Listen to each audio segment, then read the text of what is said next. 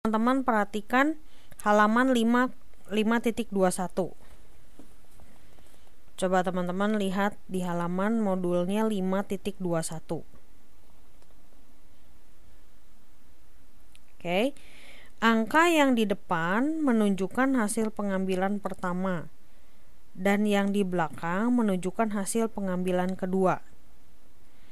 Hasil pengambilan 2,3 dan 3,2 dianggap sama karena keduanya memberikan rata-rata 2,5.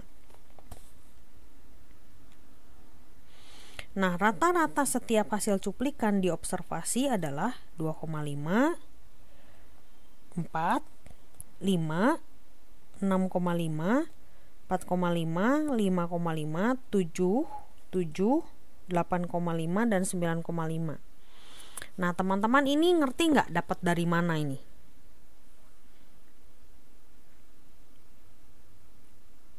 Tahu ya?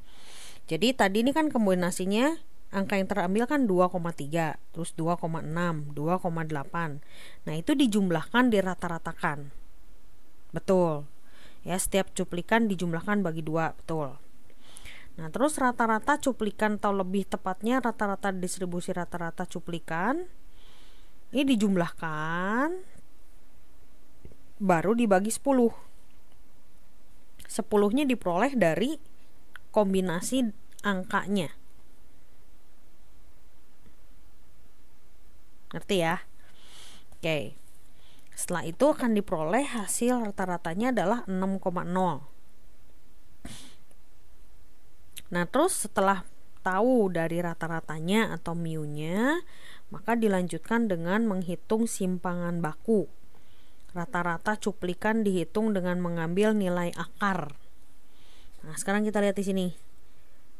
Tau kuadrat dibagi n dikali n min n1, n kecil dibagi n dikurangi 1. Nah, ini sekarang diperoleh dari tau 10,8 dibagi 2 dikali 5 minus 2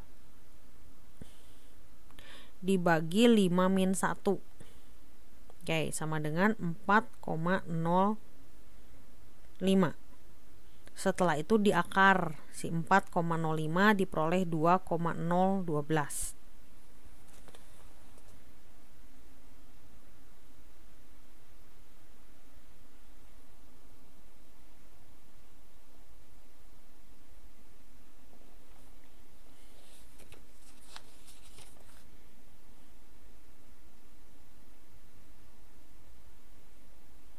Oke, sampai situ. Ada yang mau ditanyakan?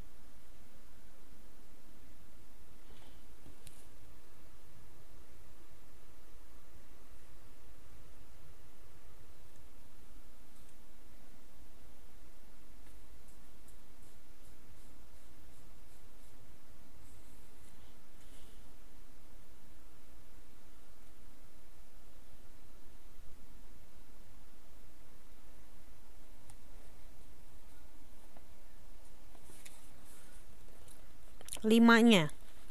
Oke, teman-teman perhatikan dari 5.20. Dari contoh 7. Sebuah populasi memiliki anggota angkanya 2, 3, 6, 8, 11. Nah, itu adalah si n-nya. N besar. Ya, betul. 5-nya dari banyaknya anggota. Nah, sebuah cuplikan dengan anggota 2 buah. 2 buah n-nya kan, n kecilnya adalah 2. Maka itu tadi 5 dikurangi 2. Oke. Nah, hitunglah nilai rata-rata cuplikan dan simpangan bila diketahui mu-nya 6 dan tau kuadratnya sama dengan 10,8. Ya. Jadi si rumus ini diperoleh data-datanya dari contoh 7 di halaman 5.20. Ya, betul. Nah, ya, jadi yang ini 10,8 dikali 5 minus 2, 5-nya ada dari jumlah si anggotanya gitu ya. Sebuah populasi memiliki anggota angkanya 2, 3, 6, 8, 11. Dan sebuah cuplikan atau sampel 2 buah. Maka n kecilnya 2. Oke. Dibagi 5 minus 1 ini, ya ini dari rumus ini ya. Nah, n-nya kan n kecilnya 2. Nah, maka diperoleh 4,05.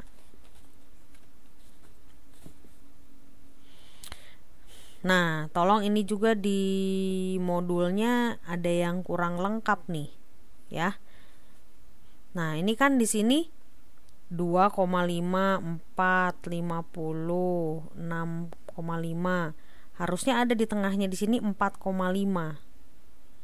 Kan ada 10 kemungkinan kan?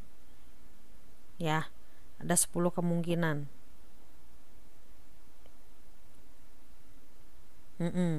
Di sini kalau dihitung kan 1, 2, 3, 4, 5, 6, 7, 8, 9 kan harusnya adanya 10 kemungkinan. Nah, di sini kurang ada data 1 nih. Harusnya tambahkan 4,5.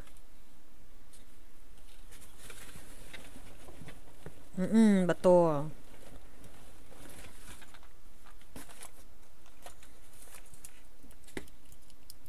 Ya, di situ kurang 4,5. Jadi 10 data. Oke ya, teman-teman bisa menemukan ya kesalahannya di mana. Oke, sampai situ. Ada pertanyaan?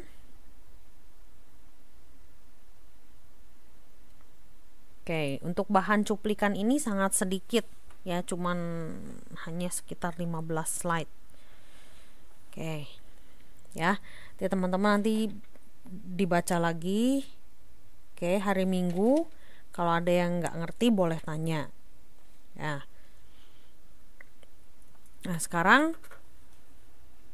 saya akan bahas satu bahan lagi, yaitu modul 6.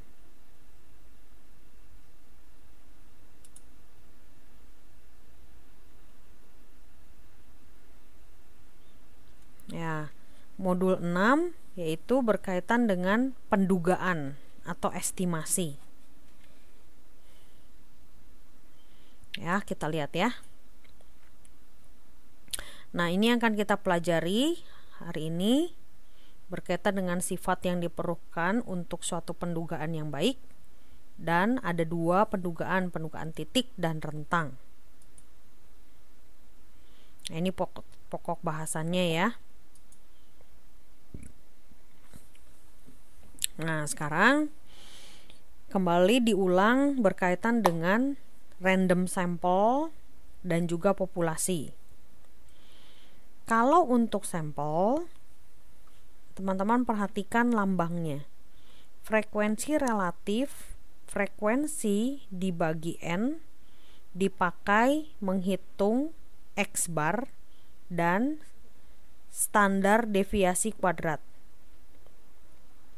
Keduanya merupakan contoh statistik random atau penduga.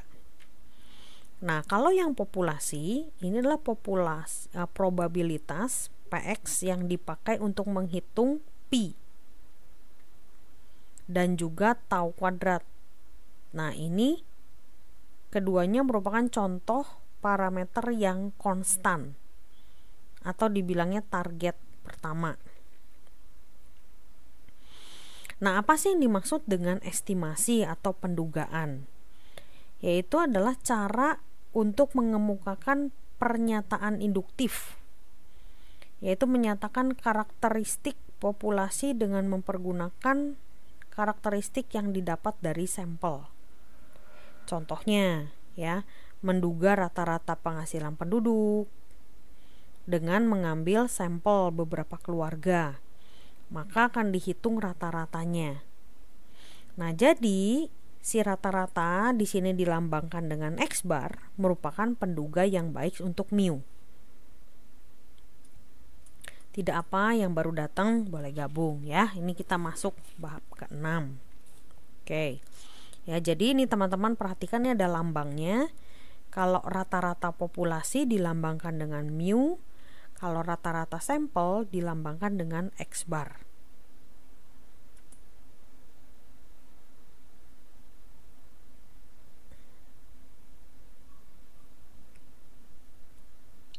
Nah, syarat-syarat penduga yang baik ya, atau sifat-sifat penduga yang baik, yang pertama adalah tidak bias. Nah, contoh di sini alpha het, atau di sini kan seperti bentuknya ini, kayak ini bentuknya seperti topi. Ya, alpha het adalah penduga yang tidak bias untuk alpha. Hanya jika estimasi dari alpha het sama dengan alpha. Jadi contohnya di sini rata-rata sampel ya dilambangkan dengan X bar adalah penduga yang tidak bias untuk rata-rata populasi mu. Gitu. Jadi artinya penduga yang baik itu tidak bias. Atau jadi ini seperti kalau kita mau ngambil sampel ya, sampel ini kan diambilnya dari populasi. Nah, si sampel ini dianggap tidak bias untuk mengukur dari populasi. Gitu.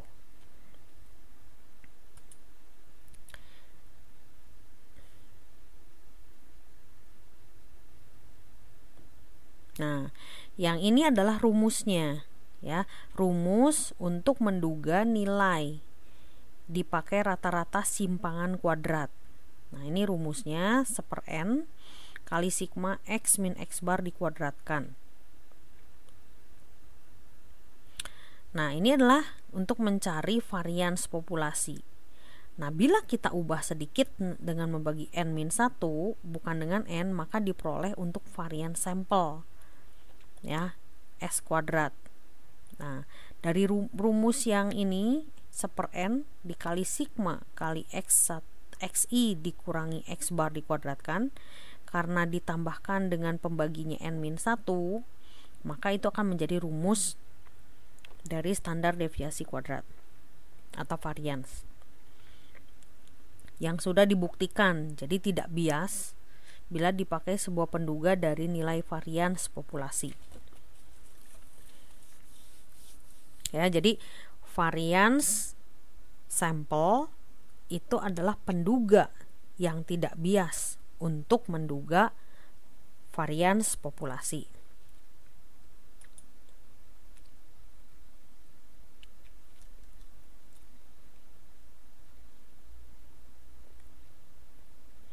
Selain tadi tidak bias, yang kedua adalah variansnya yang terkecil. Nah, jadi sifat yang diinginkan selain tidak bias juga harus variansnya kecil. Nah, gambarnya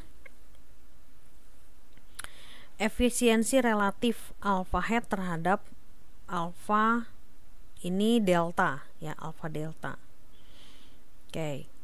Di sini kita lihat gambarnya, ada yang runcing, ada yang flat.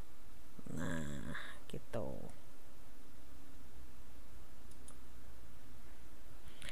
Nah, semakin kecil varians, maka semakin baik si penduga tersebut.